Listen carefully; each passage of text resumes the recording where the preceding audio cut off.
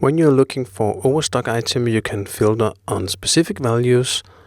For instance, the highest inventory value being higher than 25,000 or your inventory value being higher than 5,000, etc.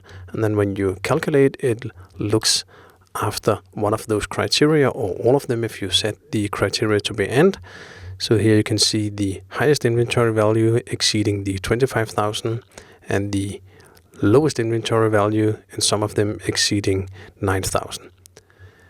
You could show the average inventory value being higher than whatever quantity, and the average inventory value is actually calculated per day. So if we look at this item with a high average inventory value and we look at the graphical profile for that item, as you can see here, it calculates for each date in this period, calculating the quantities, multiply by all those days, and then multiply by the cost. And it takes the average of that. So it's an actual average calculation.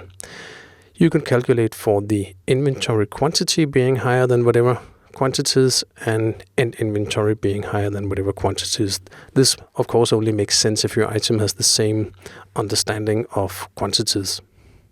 And finally, you can show if locked order line exists, meaning if you select this check mark, it will take into account all items where there's lines with planning flexibility none, meaning items that you have locked from a planning perspective.